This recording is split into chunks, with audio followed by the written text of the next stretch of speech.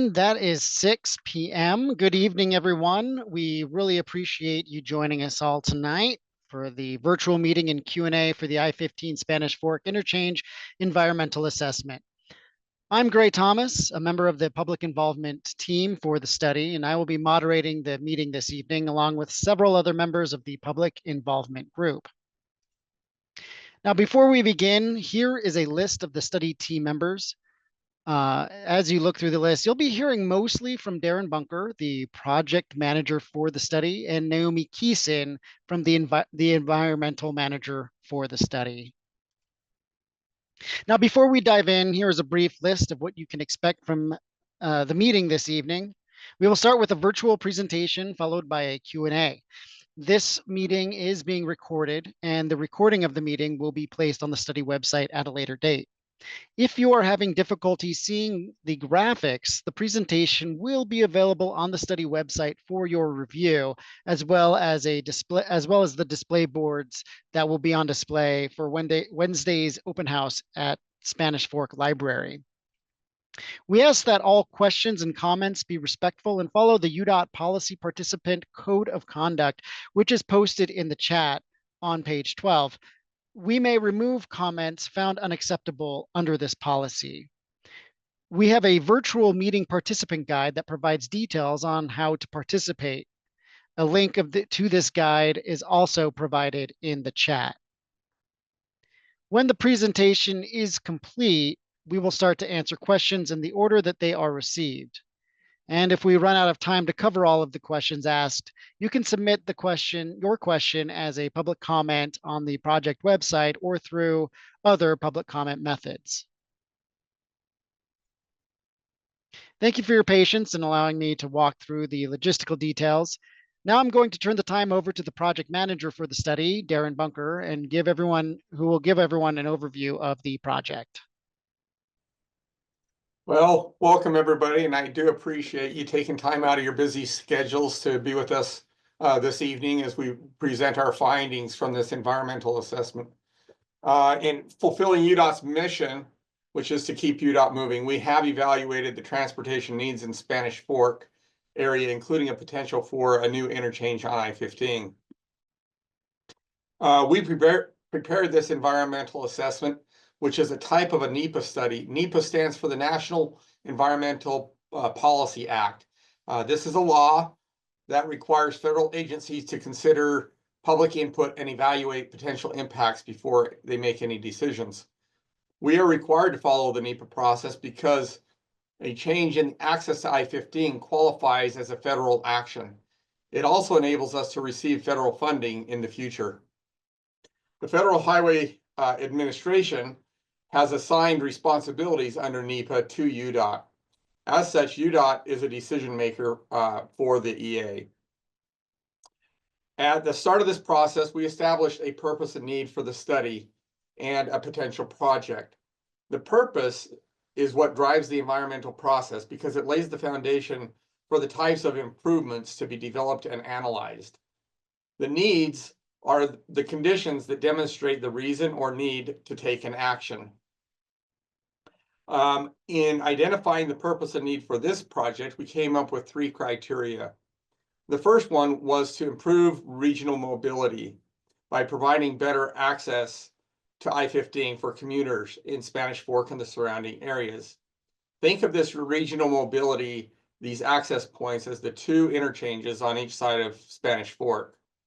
The second one was to provide safe and efficient connectivity across I-15 for all users in alignment with community plans and multimodal facilities. And the third one was to improve local mobility by reducing congestion on I-15. The next couple of slides will demonstrate how these needs are identified. The first need is regional mobility. Improvements are needed because the community is growing and the existing interchanges on I-15 are becoming overloaded. On this graphic here, you can see that we have queues of about a half a mile at 800 South interchange and about 2.3 miles at the Main Street interchange. We are planning solutions that will address these needs through 2050 So we need to accommodate existing traffic as well as the projected increase. If we don't do anything in these areas, these are the types of results that you could expect. Although there will be a new interchange at 400 South in Springville, it is not shown on this figure to the right. Our analysis assumes that it is there. Next slide. For the east-west connectivity, currently there aren't any crossings on I-15 at Center Street or at the 400 or 100 South crossings as well. Those interchanges have very limited shoulders, if any, and let's see. And also, we know that UTA is planning to extend the Frontrunner commuter rail with a station near Center Street in Spanish Fork. So these are the issues that we're trying to resolve with the east-west connectivity need and purpose. Next slide. And our last need is local mobility. Main Street gets overloaded with traffic coming from and going to I-15. If we do nothing, congestion on Main Street will just get worse. By 2050, we anticipate 6 filling intersections on Main Street between I-15 and Volunteer Drive during the PM peak hour and 3 during the AM peak.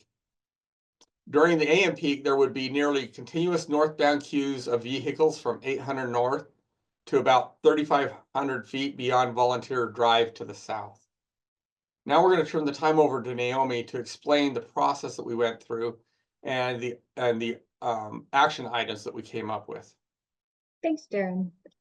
So after we identified the purpose and the need for the project, the next step was to develop alternative concepts to address those needs and then to screen them to determine how well they provided a solution, basically which one best met the solution. If you look at the graphic in the center, you'll see it kind of is a funnel, and we started off by developing these preliminary concepts. And once we did that, we screened them based on how well they met the purpose and need. So how well did they improve regional mobility? How well did they improve those east-west connections, especially to the multimodal facilities? And how well did they improve local mobility? Once we did that, the alternatives that performed well in those areas that did those things then moved on to level 2 screening, which is where we look at the environmental impacts associated with making those concepts. And at this level, we just look at a very limited set of environmental impacts, specifically ones that are regulated by other laws outside of NEPA, as well as right-of-way impacts and cost. And then after we do that, the alternatives that make it through level 2 screening, so that perform well, but also have impacts that relative to how they perform are balanced, those are the ones, or the one that moves on to detailed analysis in the environmental study. We can move on to the next slide. Okay, so this slide shows the results of our level 1 screening process. We looked at several concepts. So one was an interchange at 400 North. Another one was an interchange at Center Street. And then we had an interchange at 100 South, an interchange at 900 South, and a split interchange, which was at Center Street and 1550 West. The first need, improving regional mobility, and if you look at this table, it indicates the number of vehicles that started using that new interchange in our modeling scenario.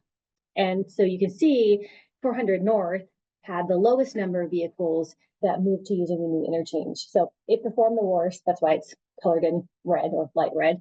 And then the split interchange performed the best, so in green. And then all the other ones performed somewhere in the middle.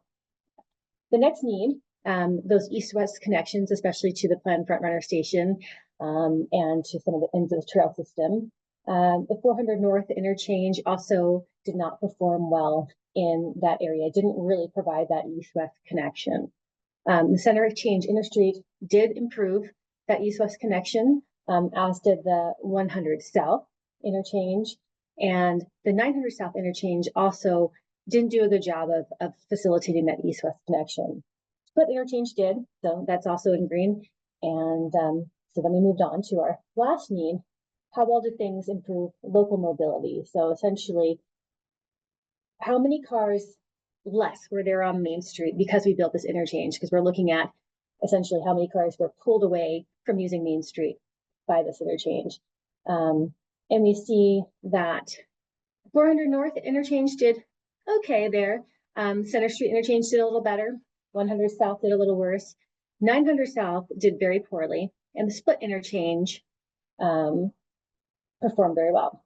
And so based on the combination of these factors, we determined which ones would pass on to level 2 screening. And we saw that the Center Street interchange, the 100 South interchange, and the split interchange all performed reasonably well in these areas, and so they met the purpose and need of the project, and we moved them into level 2 screening. Okay, so this slide goes over the results of our level 2 screening. So again, this is a high level screening of kind of these critical resources that have that are regulated and kind of tend to drive the decision-making process. And so the first one that we looked at is aquatic resources. Aquatic resources are protected by the Clean Water Act. You know, when there's an option to not impact them or to impact less of them, then based on the Clean Water Act, that's the one that needs to be permitted. So we can see that the Center Street interchange had the least number of, or the least amount of acreage of impacts to aquatic resources. For the most part, all these are ditches, impacts to ditches, or not all, they're not all ditches, but the largest part of the impacts are to ditches for all the alternatives. The 100 South interchange had very slightly more impacts to aquatic resources, and the split interchange had quite a bit more impact, but all of them within the grand scheme of things had fairly small impacts to aquatic resources. The next kind of key resource that we looked at are impacts to Section 4F resources. So Section 4F is a special rule or special regulation that is from the Department of Transportation Act, and it basically says that certain resources, including historic sites, you cannot impact unless there is no way to avoid them. So essentially, if you can avoid impacting it with a different alternative, then you need to do that. That's what that act basically says. So for the Center Street interchange, we had 2 minor impacts. For the 100 South interchange, we had 3 minor impacts.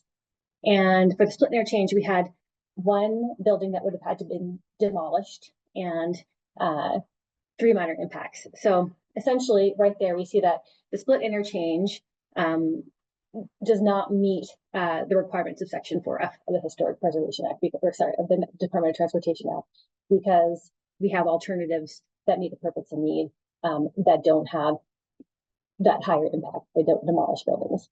The next category we look at are property impacts. So how many whole or partial properties would need to be acquired by the project. So for the Center Street interchange, 11 properties would need to be acquired in full. And this is again at the level 2 screening level. And 5 of those would require relocations. So the other properties were vacant or agricultural land and wouldn't require a residential or business location. So that's why the numbers are split. The 100 South interchange, we see that number really goes up. It would have required 39 full acquisitions, 33 of which would have required businesses or people relocating. And then the split interchange, kind of a little bit more than Center Street, a lot less than 100 South interchange, so 16 and 8. And then the next thing we look at is cost. At this level, cost is more for informational purposes. We do look at cost, but unless the cost is so high that it would prevent the concept from ever being built, we don't, that wouldn't be a reason that we would screen it out. So after going through all this, we see that the Center Street interchange is the only one that meets the purpose and need and doesn't have these kind of comparatively much higher level of impact, so specifically to property impacts and to Section 4F resources. And for that reason, we moved the Center Street interchange forward into our environmental assessment for detailed analysis. And I think now it's back to Darren.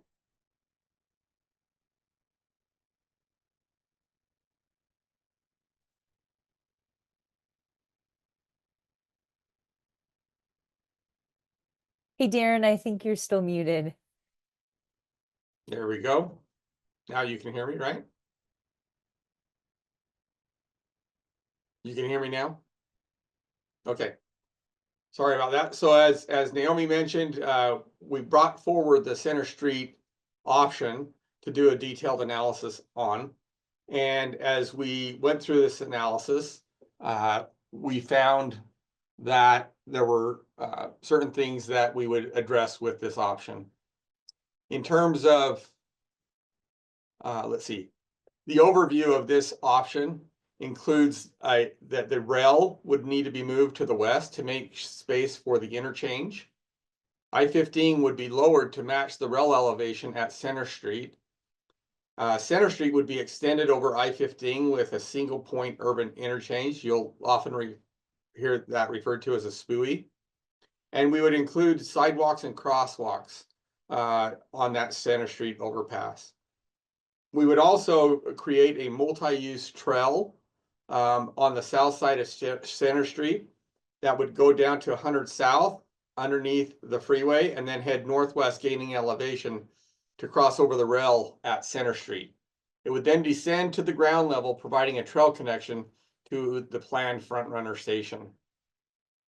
A link of this detailed map will also be provided in the chat.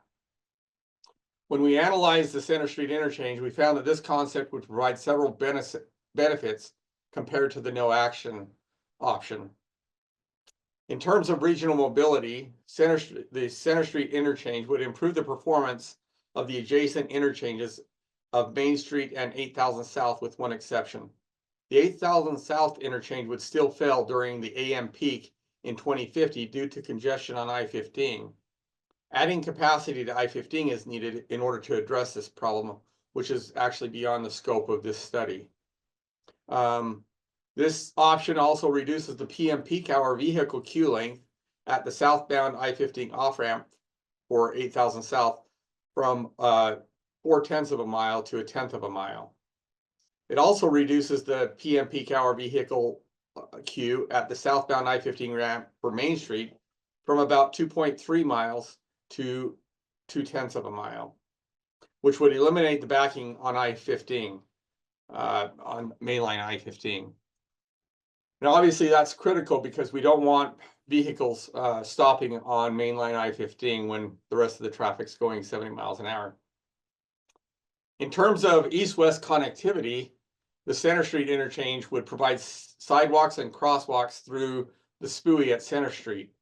As mentioned, we would also provide a multi-use trail that would cross under I-15, cross under I-15 at 100 South and over the rail corridor at Center Street. This multi-use trail would require about a half a mile out of direction travel along the path compared to the crosswalk through the SPUI, but it would provide a very comfortable grade separated option that does not cross traffic. With these two options, there would be safe and accessible active transportation access to the planned front runner station on the west side of I-15, which is an important part of the first last mile connectivity for public transportation. In terms of local mobility, the Center Street interchange would reduce the vehicle queue length from one long continuous queue to independent vehicle queues at each intersection. It would also decrease the northbound travel time on Main Street by 40% during the AM peak timeframe. The Center Street interchange alternative would improve the performance of all the intersections on Main Street between I-15 and Volunteer Drive to a level of service D or better during the AM peak hour. It would also reduce the number of failing intersections on Main Street during the PM peak hour from six intersections to 4 intersections. Even though some of the intersections, as you can see on these graphics, would still operate at a level of service F during the PM peak, the number of vehicles that could travel through these intersections on Main Street would increase by 5 to 10% compared to the no action alternative, as opposed to sitting through another red light. Even though the Center Street interchange improves local mobility on Main Street, this is not a silver bullet. Other improvements would still be necessary to make Main Street function. Part of that work is being done by Spanish Fork City. They are developing alternative north-south routes at 300 East and 600 East by eliminating stop signs and putting in roundabouts. So those functions, along with this action of putting in a new interchange, should greatly enhance the drivability of Main Street. We'll turn our time over to Naomi now to look at a closer level of the environmental impacts. Okay, thanks, Darren. So in the EA, in addition to looking at how the alternative performs in relation to the no action alternative in greater detail, we also look at the impacts associated with the action alternative in greater detail. So this is a little different than what I was talking about previously with level 2 scrutiny, because we look at a lot more resources and we sharpen our pencils and we look at things in a lot more detail. So kind of a high level overview of some of the key impacts that are probably of interest. The Center Street interchange would impact 17 acres of land that are in ag protection areas. It's 20 acres of farmland and 17 of which are in agricultural protection areas. There would also be 54 impacted noise receptors, which is kind of a little bit of a mouthful, but essentially a receptor or receiver is a house, a business, a park, something like that, where people live or congregate, where they would be exposed to potential higher level of noise from the project. It also impacts a little over a third of an acre of aquatic resources. As I mentioned before, it's about a third of an acre of ditches, and then a small impact to an open water pond, and a very small impact to a wetland. And then we would impact 3 historic buildings that are protected by Section 4F. However, those are considered to be de minimis impacts, which means that they are very kind of nominal impacts that are acceptable under Section 4F. And then property impacts, again, kind of by sharpening our pencils and kind of looking at the design and the data a little more, we reduce that to 7 full acquisitions with no relocation, so no residential or business relocations, and 32 overall parcel impacts, which means that there are parcels we're impacting that we take a minor amount for, called a strip take, and I'll get into that a little more later. Total cost for the project, estimated in today's dollars, is $180 million. We all know inflation is hard at work, so that's likely to go up in the future. Okay, I think we move on to the next slide. Okay, kind of circling back to that noise column a little bit.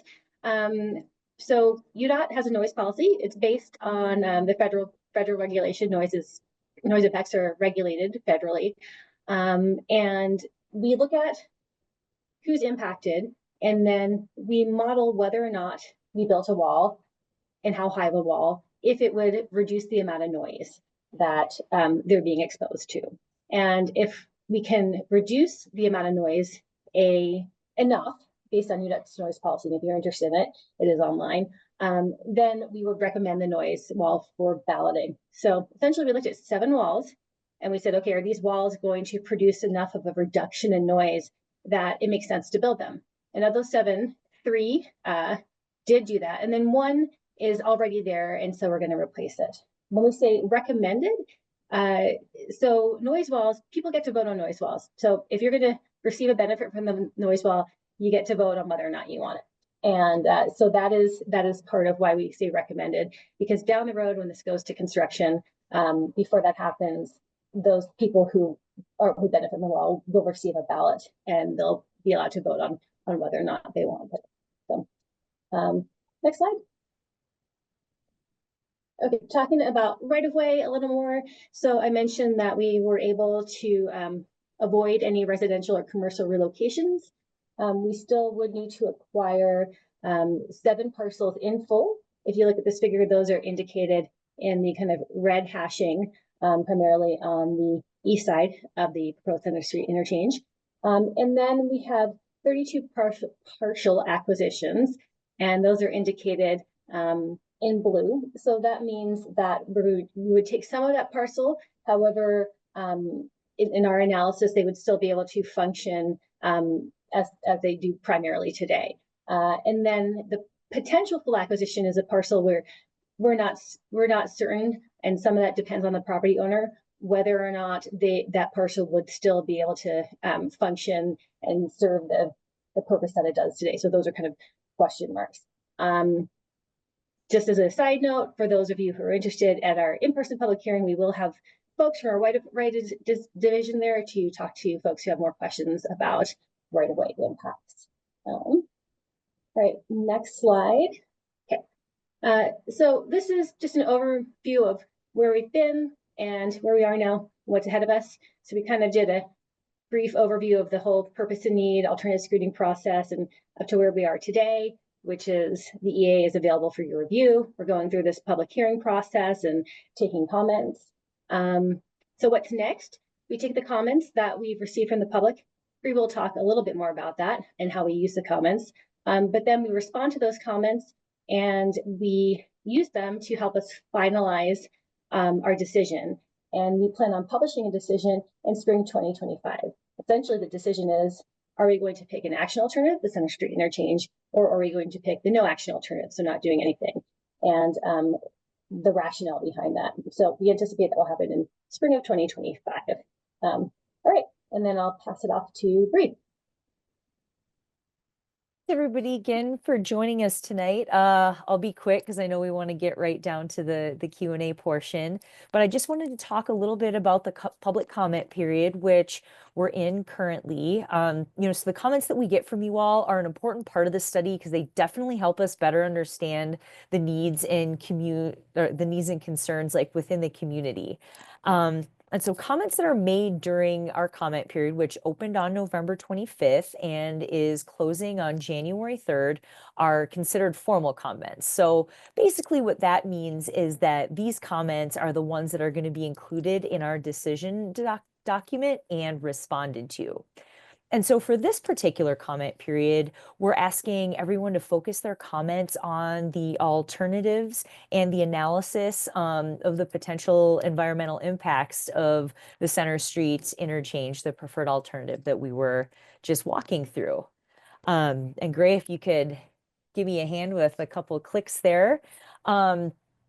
Just to kind of give you to maybe kind of help understand what helpful comments sort of mean or the types of input that we're looking for, really focusing on your comments on like the very specific areas or, the impacts that I just mentioned and give examples of that. So for instance, rather than saying like this project is going to destroy our environment, which is a completely valid comment. What we're looking for, though, to help in our analysis is, give us a resource-specific example, like saying, construction would disrupt the wetlands in the area. So that's something, that we can kind of focus on and make sure mitigation or analysis is complete on that regard. And that really helps us understand the specific impacts or areas that we need to address in the decision document. And, probably one of the most important things to keep in mind is that, that last picture that you see on the screen there, that commenting is not a form of voting, on any of the concepts that you saw the team walk through throughout the various phases of the study. When we're deciding on kind of the selected alternative and making the decision a little further down the line, UDOT, if anything, is a data-driven agency, kind of using the best available data we have, but also being informed by the comments that you guys have given us throughout the comment periods to know what to kind of focus on as well. So, while it's not a vote, what public comments are really, really helpful for us as a team are to, make sure that our assessment is technically accurate and as thorough as possible. And this really helps inform our decision-making process as the study wraps up. And I'll drop a link in the chat real quick as well for the comment form for folks to have. And with that, just a reminder, we appreciate everybody hopping on tonight, but if you feel like you just want a little bit more time to chat, we'll be hosting a public hearing tomorrow, Wednesday, December 11th, as you see on screen, and we'll be at the Spanish Fork Library in the Heritage Room. So that's up there on the second floor. And the same information that you saw presented tonight and where the links were dropped in the chat, that's what we're going to be sharing at the open house as well.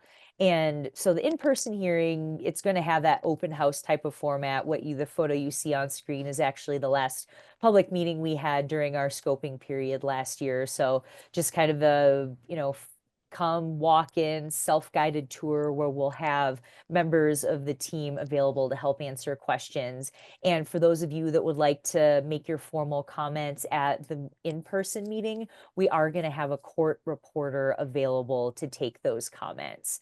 One thing to note, we won't be having a formal presentation. So like what you're seeing tonight, at Wednesday's open house. It'll just be kind of a self-guided tour, and you'll have the opportunity to chat with our project team members, and we'll be around all evening to answer questions. So with that, I'll kick it back to Grace so we can get into the Q&A portion. Can I just interject one thing there? One of the things that will be different on Wednesday versus this virtual meeting is we will have a right-of-way lead agent at that meeting. So if you have specific property questions, that would be a good meeting to come to, and we can explain the process at that open house. Okay. Well, thank you, everyone. Big thank you to everyone on the study team for presenting this information and for all of those who have joined us here. We will now turn to the question and answer portion of the presentation. But before we start, let's go over how to participate in the Q&A and discussion. For the Q&A, we will start with those in the order that they are received. For verbal questions, please familiarize yourself with the unmute button and be prepared to begin within 15 seconds of being called. To ask a question verbally, click the raise hand button on the Zoom screen or app. For phones, press *9. When it is your turn, the moderator will unmute you. You may also ask a question by entering it into the chat feature, and the moderator will read your questions aloud to the project team. Now, given time restraints, we ask that you limit your question to 3 minutes so that we can hear from as many people as possible. And we also ask that all questions be respectful of the study and other participants. As another reminder, we would really appreciate it if everyone signed in for the meeting tonight. Fill out as much or as little as you like. This form just helps UDOT understand the community it serves. There will be a link posted in the chat to the Google form, so please fill that out while you're awaiting your turn to speak. All right, and we will now turn it over to you, the folks that have joined us tonight. Let us know if you have any questions by sending us a chat message or by raising your hand.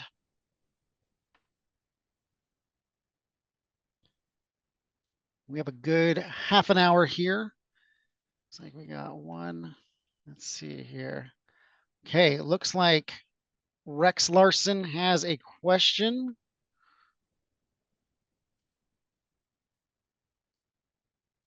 Whoop.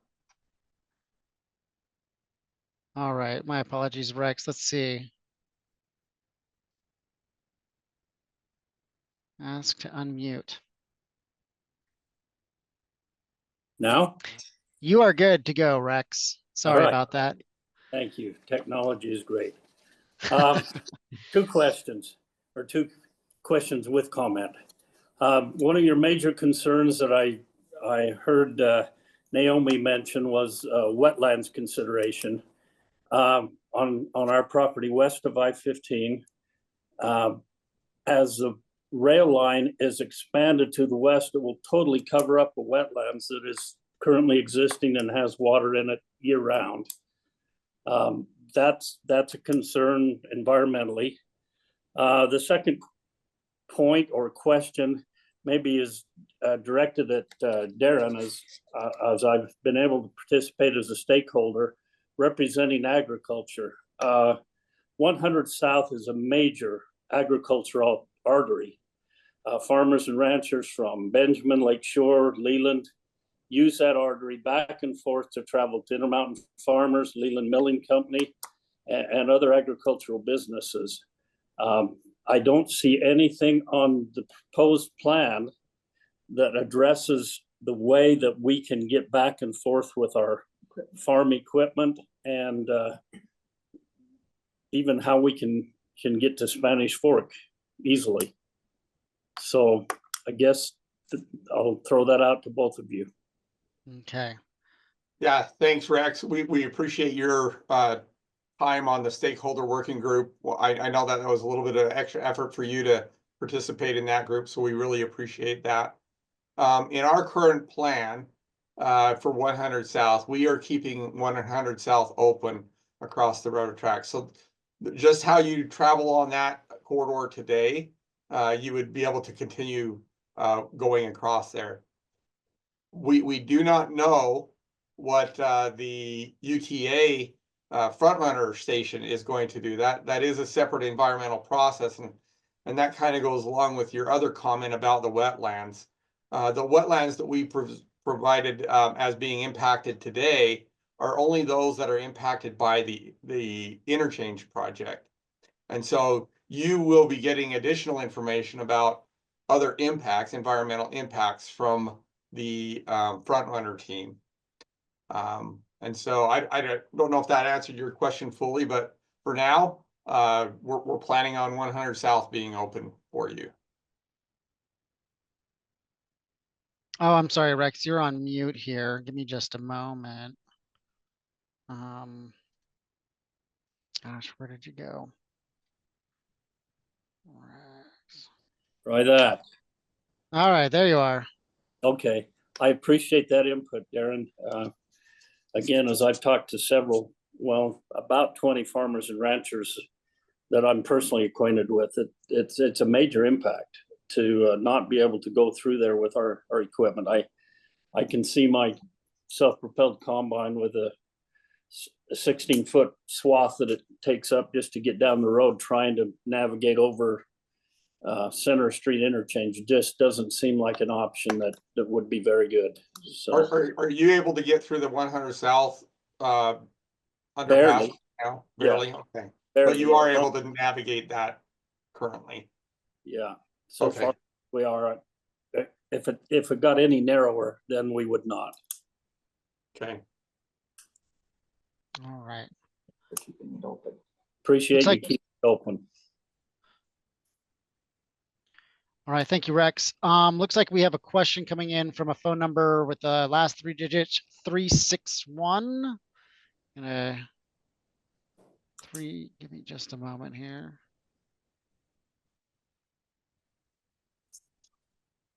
So go ahead. 801 and last three digits, 361. I'm gonna, Yeah. looks like yep, there you go. Fire away. Sorry, this is Clayton Rackham. I was also on the stakeholder group as representing the development community. And my question is, when will UDOT begin right-of-way acquisition? It sounds like maybe there's going to be somebody on Wednesday to answer that question, but I was just curious. That's correct. So this project has not been funded. And so if any right-of-way acquisition occurs, it will occur under what we call our corridor preservation program. And in that program, we have to have willing sellers. In other words, when we get into acquiring the property, we go out, we do an appraisal, and there's not a back and forth negotiation about the price. That's kind of one of the elements of corridor preservation. If a property owner is happy with where they are today, they can continue to operate, as mentioned earlier in the presentation, as they are today, and just wait for the time at which the project actually gets funded. Once it's funded, then you'll have an opportunity to negotiate about the pricing of a property and other elements of that exchange. And so until it's funded, then we would just act under corridor preservation regulations. Thank you. All right. Great. Good to hear from you, Clayton. And thank you for your time on the stakeholder working group committee as well. Appreciate it. Okay, do we have any other questions? Any other verbal or questions? Okay, looks like we got one here from Jackie Larson. Was the transit division that UDOT established in 2023 with the purpose of overseeing all the rail grade crossings? How does UTA affect or interact with that division within UDOT and have the ability to remove that access to 100 South, which UDOT study is currently trying to maintain our farm access. So the transit division that UDOT established in 2023, was it established with the purpose of overseeing the rail crossings? Is that what you're asking, Jackie? I can take that one a little bit. I think I have a general idea of what Jackie's asking. So Great, thank you. The transit division was established for UDOT to have oversight on UTA capital improvement projects. So it's not specific to the at-grade rail crossing. It's basically the legislature said, hey, if you're going to spend our money, we want state agency to have oversight. And so when we have state capital improvement funds, then UDOT is involved in the process. And I'll be honest, some of the nuances of that relationship we're still kind of figuring out, but generally our role is on those projects. This project specifically, we don't have that role. We are not involved in this front runner station project at all. And so it's UTA's process, it's their decision making, because they're doing a NEPA document. Their NEPA document is approved by the FTA. So you know our documents are FHWA documents. Theirs is approved by FTA. Since they don't have NEPA assignment, they're actually approved in Denver. It's a completely different process than the one that we're doing, and we don't have any involvement in it because it doesn't have that connection, that nexus of the capital improvement. So essentially, we could, we are talking to them, we're sharing information. We can weigh in on what we think about things, but ultimately, it is their decision. So, we could weigh in on 100 South, but that is their decision whether or not they feel like it would need to be closed for front runner. For the purposes of our project, we don't feel that it needs to be closed for our project, but that is their decision to make. Just to add Jackie, on to that, Naomi. Oh, so there may be a little bit of confusion here because there was, as you discussed, the transit group created in 2023, but there's another group in the traffic and safety division that oversees every rail grade crossing in the state at it from a safety perspective. So the question, as I looked at it, kind of mixed two different groups, because there is one that looks specifically at safety, and then, like you said, the other one that was created in 2023 that focuses on the capital development type of projects. So we have a follow-up question from Jackie real quick. Is this a capital improvement project? Would this be considered a capital improvement project? No, that's why we don't have a role in it. Gotcha. All right, we got a hand up from Shay. Shay, I'm just going to click the. All right, go ahead and ask your question. Okay, so I am just one of the property owners here at the end of Center Street, and we've just kind of been following closely with it. And one of the maps that you pulled up looks like that my house falls under a full acquisition. And I'm just wondering at what point or when do we find out more information about it? Because we've just kind of heard through channels and we're just kind of here to find out the plan. I'm watching you slide through. Is it this one that you're looking for, the right-of-way impacts? Yes. So we sit, it looks like we are one of those 3 houses that they take that right at the end of the police station. So there's the field, and then across from us, it looks like we're the house that falls in that very end section. Is it to the north or the south? I'm sorry. North Or- of the field. Yeah, we're north of the field. North of the field, or north or south of Center Street? Oh, sorry. We are, On the north side. yeah, we're on the north side of Center Street. Okay. And we're the Oh, very end so red. Yep, over you're here. right here. Can you see my cursor? Yes, so we're not that corner house. We're the one clear to the right. It looks like that's our house at the This very one. end. Okay. And so we're just, because I mean, we haven't been sure how much or if anything's being taken until today. So I'm just kind of wondering if there's more information or how we go about finding out more information about this whole All right. acquisition.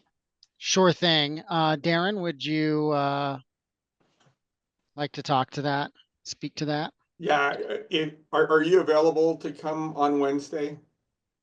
So I am a nurse and I work at the hospital at night. So I'm trying to get my shift covered, but if not, I won't be able to come Wednesday. Okay, then I would just recommend reaching out to our public involvement team, and we will get a meeting set up with you to discuss your personal situation. But what I can say is that, as I mentioned, this project is not funded. So we're looking at quite a significant amount of time before this actually gets built. And so this is not something you have to be like really anxious about, because this will take a while to pull together.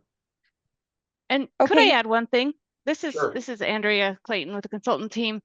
On our website, if you go to the documents tab, there's an appendix 3D and 3C, which provides additional detail on the right-of-way acquisitions.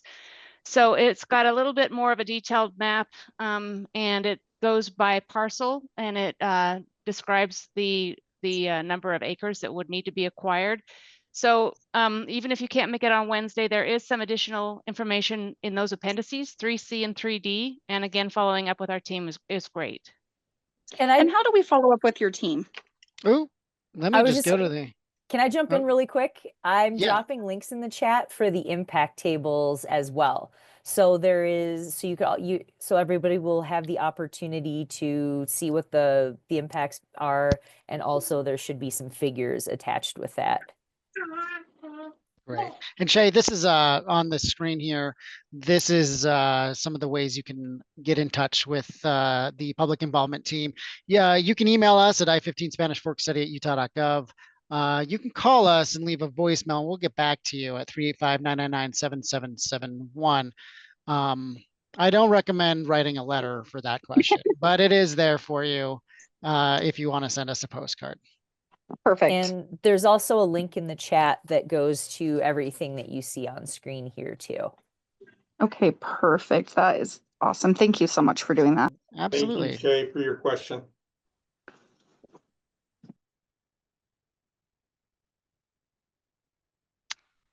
Okay, and I'm just going to see where.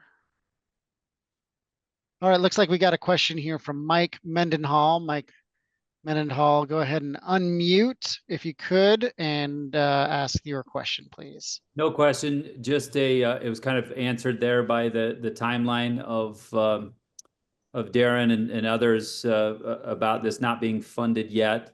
But as one of the elected officials here in Spanish Fork, it's questions a lot of the time about this project.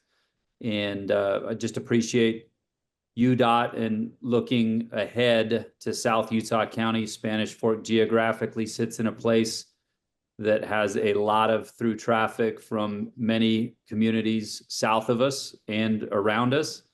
And so just appreciate again the partnership and the forward looking of UDOT to be in South Utah County. The dollars, the taxpayer dollars that have been invested in places like Loafer Mountain Parkway and other items sure make this connection very important, not only for Spanish Fork City and our residents and the safety of it, but really South Utah County as a whole. So Darren and everyone else will see me up at the Capitol again, as you do every year, advocating for this to move up as fast as possible on the funded projections rather than just the conceptual. So appreciate your partnership and thank you for the information.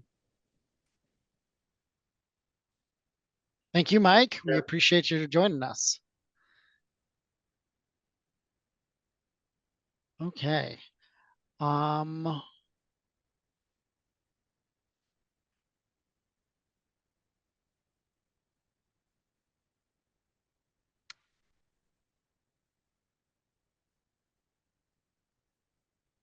Okay, we still have around 10 minutes here, so feel free to ask any question that you would like to.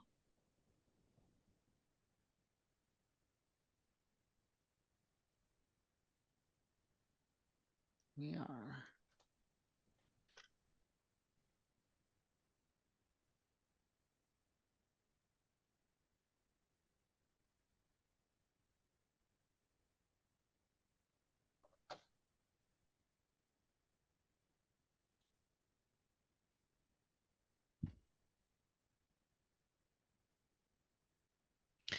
Just a reminder, there are a lot of materials in the chat. Feel free to check out that chat for a lot of the resources that we have been discussing this evening.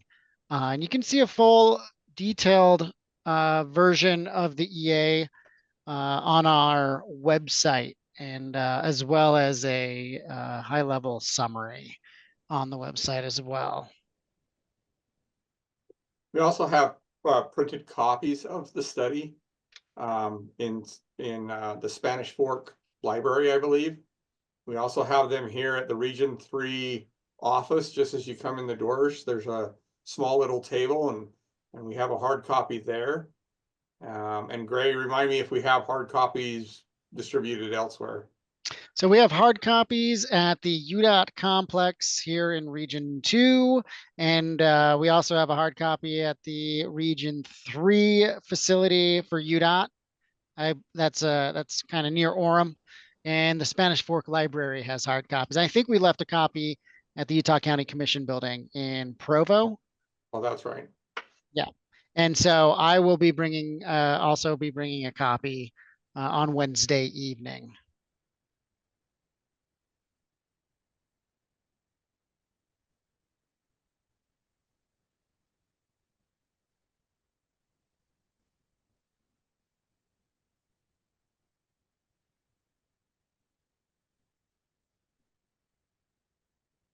Any other burning questions about all the things you might have wanted to ever know about the Center Street interchange?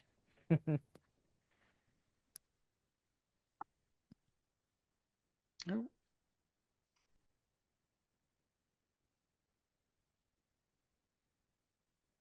It looks like we have a hand raised here. Mike, go ahead. Since everyone's being a little bit shy here for a minute, I'll just advocate and second what Rex had mentioned there. I know it's sounds like it's in the scope here already, but as much as we could advocate for that agriculture access, that's really what 100 South is.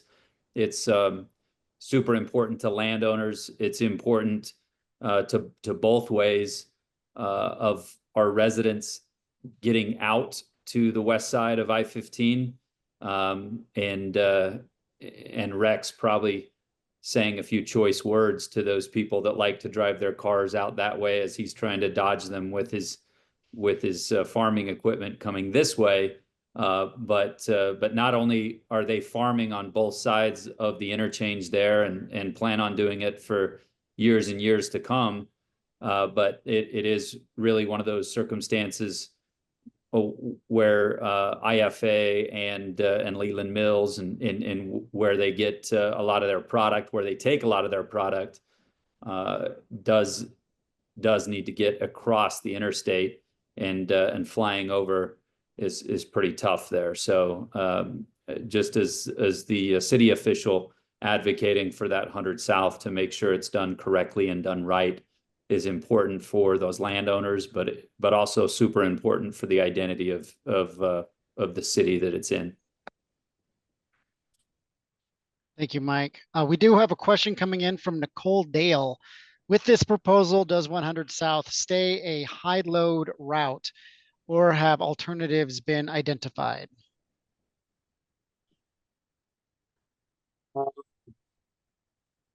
I was not aware that 100 South was a high load route. Can you answer that, Andrea? What is that identified as a high load route right now? So I know it does not meet vertical clearance. It's That- got a low clearance warning sign on it. I was also not Yeah. aware it was designated as a high load route. Yeah, that's my understanding of it. But you know, going along with what Mayor Mendenhall and Mr. Larson have talked about, we have been cognizant of the fact that that crossing needs to stay open.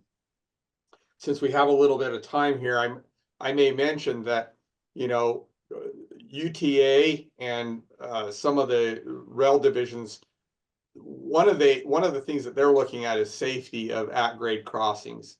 And they do want to, as a general rule, they want to eliminate as many at-grade crossings as possible. So with that in mind, there are other studies in this area that are going on. There's a study for capacity on SR 164 and a couple of other studies. And I just want everybody to understand that as we go through not only this interchange study, but in combination with all the other studies, we will look for ways to make sure that we don't have a huge negative impact on the things that you've talked about tonight. So it may not be addressed in this interchange study specifically, but we have all these other ones going on simultaneously that we're looking at that issue. Nicole has followed up with not under the overpass, but where 100 South turns to 1550 West to 900 South. Oh, okay, I understand. That will remain a high load route, yes. Okay.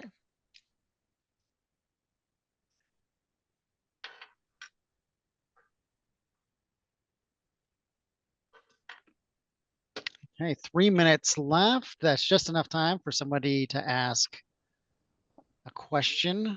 If there are any questions out there.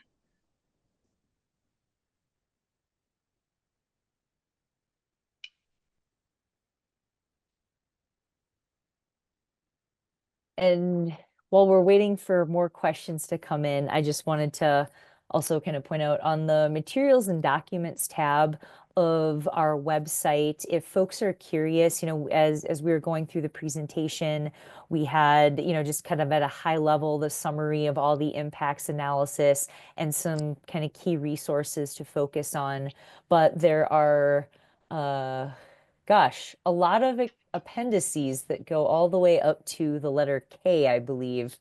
If anyone's interested in some of the more detailed impacts, you know, I know in past comment periods, folks have been kind of concerned about potential noise and things like that.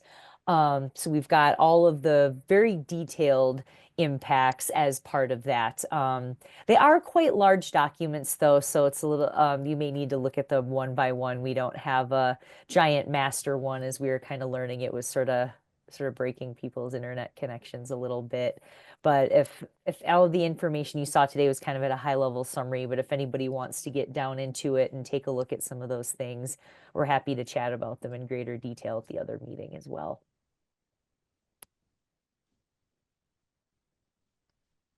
Awesome, thank you.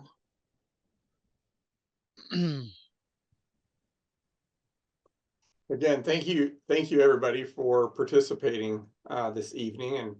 And if you have more questions, we'll be available at that public meeting on Wednesday. Look forward to seeing you there. Mayor, we're going to be with you guys tomorrow evening in front of the city council, kind of going over a synopsis of what we talked about tonight. So.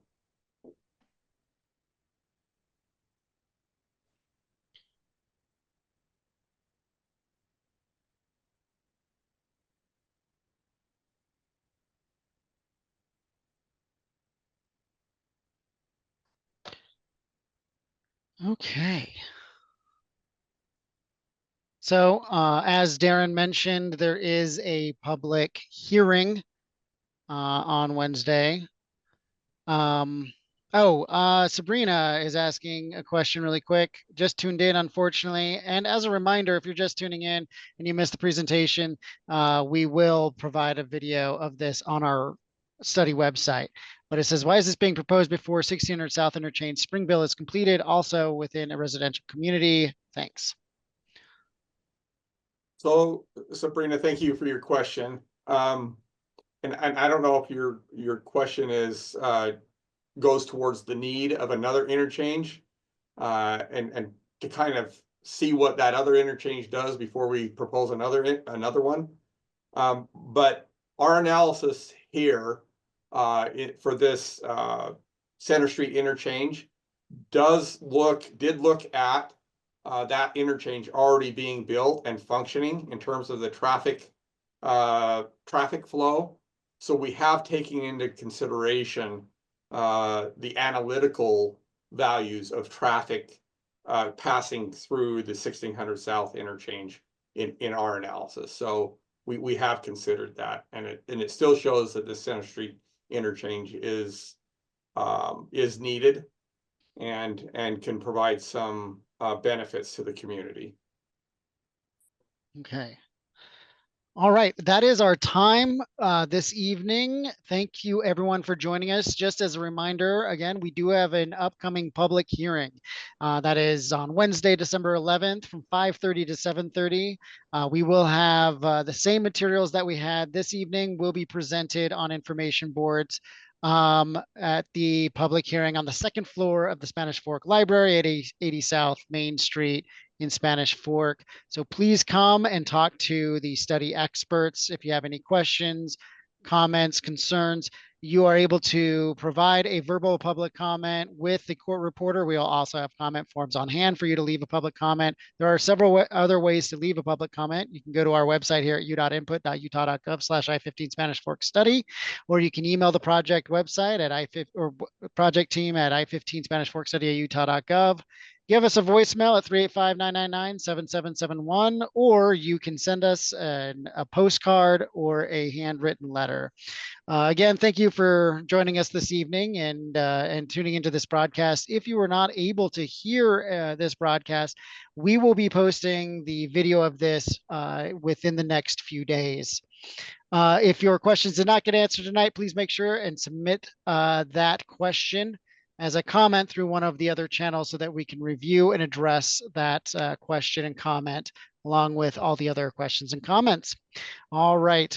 And yes, thank you so much for joining us and have a wonderful evening.